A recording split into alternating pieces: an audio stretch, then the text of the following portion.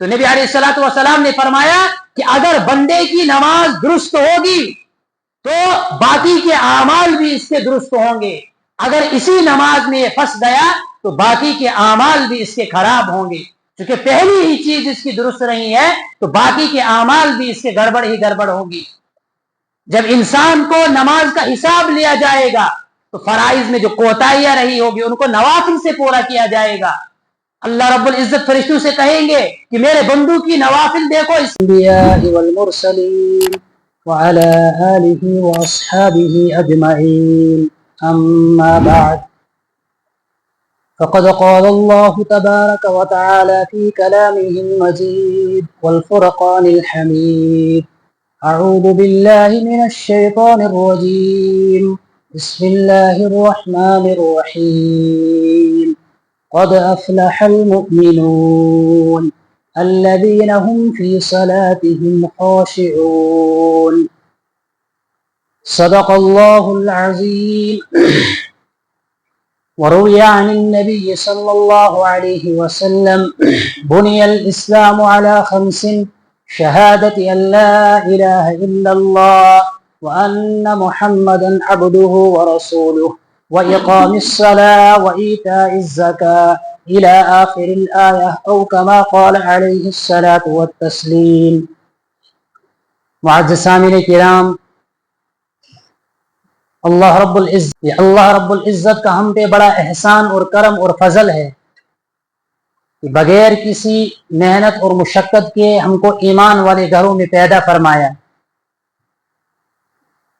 مومنین کو اللہ رب العزت نے جو کام کرنے کا حکم دیا ہے، ایمان کے جو بنیادی ارکان ہے ان میں سے ایک اہم رکن نماز ہے۔ انسان کے عقائد درست ہونے کے بعد سب سے پہلی جو چیز ضروری ہے اس کے لیے وہ ہے نماز۔ نماز کے بغیر کسی کا دین مکمل نہیں۔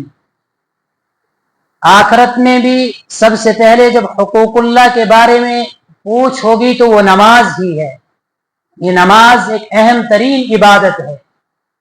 نماز اللہ رب العزت نے اپنے حبیب صلی اللہ علیہ وسلم کو خصوصی انعام عطا فرمایا۔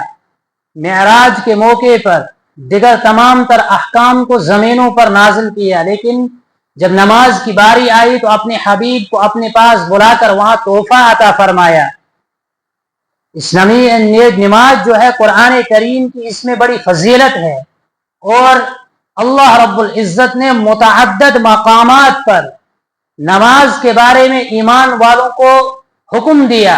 وَأَقِيمُوا الصَّلَاةَ وَآتُوا الزَّكَاةَ وَارْكَعُوا مَعَ الرَّاكِعِينَ وَاسْتَعِينُوا بِالصَّبْرِ وَالصَّلَاةِ وَإِنَّهَا لَكَبِيرَةٌ إِلَّا عَلَى الْخَاشِعِينَ۔ سورہ نور کے اندر اللہ رب العزت نے ایمان والوں کی جو اوصاف گنوائے ہیں، کامل اور مکمل اور کامیاب ایمان والوں کے 8 اوصاف گنائے ہیں۔ قد افلح المؤمنون الذين هم في صلاتهم خاشعون، کہ اللہ رب العزت نے فرمایا سب سے پہلی جو صفت ان کی ہے وہ نماز کے اندر خشوع اختیار کرتے ہیں۔ دوسری صفت ہے ان کی وہ زکوٰۃ ادا کرتے ہیں۔ تو تیسری صفت ہے ان کی وہ عہد کی حفاظت کرتے ہیں، امانت کی حفاظت کرتے ہیں، اسی طریقے سے اپنے فرض کی حفاظت کرتے ہیں، اور لاسٹ پر اللہ رب العزت نے فرمایا کہ نماز کی پابندی کرتے ہیں۔ شروع بھی کیا نماز سے اور ان صفات کو ختم بھی کیا نماز پر کہ والذین هم علی صلاتهم یحافظون، یہ وہ لوگ ہیں جو اپنے نمازوں کی حفاظت کرتے ہیں۔ تو ایمان، یہ اللہ رب العزت نے فرمایا یہی لوگ جنت الفردوس کے وارث ہے۔ اولئک هم الذین یرثون الفردوس، یہی وہ لوگ ہیں کہ جو جنت الفردوس کے وارث ہے۔ اللہ رب العزت نے ان کے لیے جنت الفردوس کو بنایا ہے۔ یہ لوگ ہیں کہ جن کے اندر یہ صفات ہوں گے۔ ان میں سے سب سے پہلی اور سب سے آخری صفت ہے کہ نمبر 1 نماز کے اندر خشوع ہوتا ہے، खुशू और खुजू ये दो चीजें हैं।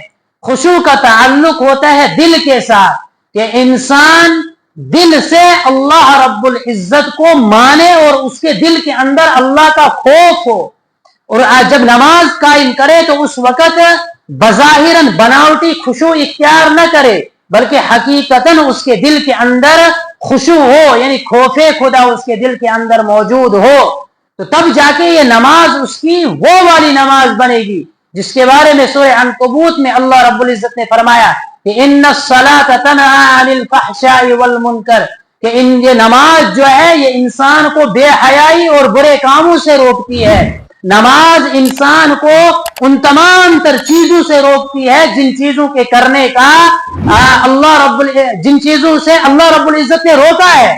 तो जब इंसान नमाज पढ़ेगा, नमाजी होगा और पक्का नमाजी होगा, तो वो धोखाधड़ी से डरेगा, इसलिए कि उसको डर है अगर मैंने किसी को धोखा दिया तो लोग कहेंगे कि ये नमाजी है, ये सुबह उठकर शाम हर वक्त मस्जिद में ही होता है, नमाज पढ़ता है, फिर धोखा देता है, फिर झूठ बोलता है, फिर गलत काम करता है। तो इन तमाम तर चीजों से ये उसी वक्त बच सकेगा जब इसकी नमाज के अंदर खुशू होगा। खुशू इंसान दिल से अल्लाह रब्बुल इज्जत के सामने जब आए तो दिल से अल्लाह रब्बुल इज्जत यानी उसका अल्लाह रब्बुल इज्जत खौफ उसके दिल के अंदर हो, तब जाके ये नमाज खुशू वाली नमाज बनेगी। और दूसरी चीज है खुजू। खुजू का ताल्लुक है जाहिर के साथ, कि इंसान के जाहिरी आज़ा भी मुतवाज़िआना हो, आजिजाना हो। जिस तरीके से जब कोई इंसान किसी अपने आका को मनाने जाता है, अगर किसी इंसान से उसका मालिक रूठ गया हो तो आजिजी से, इनकिसारी से वो उसके पास जाता है और उसको मनाने की कोशिश करता है, जैसे उसको हो सकता है वैसे मनाता है। इसी तरीके से जब इंसान अल्लाह के दरबार में आए तो मुतवाज़िआना तौर पर आए, उसके जाहिर से आजिजी टपक रही हो, तब जाके इंसान की नमाज के अंदर खुशू और खुजू पैदा होगा। तो ये नमाज एक अहम इबादत है। नबी अलैहिस्सलातु वस्सलाम ने हदीस पाक के अंदर फरमाया कि इस्लाम की जो बुनियाद रखी गई है वो 5 चीजों पर रखी है। सबसे पहले उसके लिए जरूरी है ईमान का लाना, यानी अल्लाह को रब तस्लीम करना और वहदहू ला शरीक तस्लीम करना, उसी को कारसाज मानना, उसी को तमाम चीजों का मालिक मानना। जब इंसान ये तस्लीम कर लेगा तो उसके बाद दूसरी चीज जो है वो उसके लिए नमाज है। नमाज अहम तरीन इबादत है, माली इबादतों में से, बदनी इबादतों में से, और नमाज का ताल्लुक हर इंसान से है। दिगर इबादत कुछ ऐसी इबादतें हैं जैसे रोजा रखना है, हज करना है, ज़कात देना है, ये माली इबादतें, बदनी इबादतें जितनी भी है वो खास खास लोगों के साथ उनका ताल्लुक है। जैसे हज है तो हज का ताल्लुक सिर्फ उस शख्स के साथ है जिस पर हज फर्ज हो, जिसको अल्लाह रब्बुल इज्जत ने कहा वलिल्लाहि अलन्नासि हिज्जुल बैत मन इस्तताअ इलैहि सबीला, जिसको इस्तिताअत और ताकत हो सिर्फ उन लोगों पर हज फर्ज है। इसी तरीके से ज़कात उन लोगों पर फर्ज है जिन लोगों के पास निसाब के बकदर माल हो, उन लोगों पर ज़कात फर्ज है। हर आम इंसान पर ज़कात फर्ज नहीं है। इसी तरीके से रोजा भी उन लोगों पर फर्ज है जो आकिल हो, बालिग हो। रोजा माफ है, यह मुसाफिर को रुखसत है। इसी तरीके से हाइजा, इसी तरीके से मुर्जिया अगर होगी, उसको अगर खौफ होगा तो वो भी रोजे को तर्क कर सकती है। इसी तरीके से शेखे पानी, उसको अगर खौफ हो हलाकत का, वो भी रोजे को छोड़ सकता है और कफारा देगा। लेकिन नमाज ये किसी भी सूरत में माफ नहीं है। नमाज के बारे में फरमाया खड़े होकर पढ़ो, नहीं इस्तिताअत है तो बैठ कर पढ़ो, बैठ कर भी ताकत नहीं है तो लेट कर पढ़ो, लेट कर भी ताकत नहीं है तो इशारे से नमाज पढ़ो। लेकिन नमाज किसी भी सूरत में माफ, हत्ता के अगर तुम तलवारों के साए में भी हो उस वक्त भी तुमसे नमाज माफ नहीं है। लेकिन इस वक्त अगर हम मुआयना करेंगे, देखेंगे अपने गिरे बानों में झांक कर, और हम सब मिलकर अपना मुहासबा अगर करेंगे तो हम इस नमाज से कोसों दूर है। जो पढ़ते हैं लेकिन उनकी नमाज भी वो वाली नमाज नहीं जो उनको बुराइयों से रोक सकती। اس لیے کہ انہوں نے اس نماز کو ایسے بنایا ہی نہیں، اور اکثر تعداد جو ہمارے پاس ہے وہ وہی ہے کہ جو نماز پڑھتے ہی نہیں ہے۔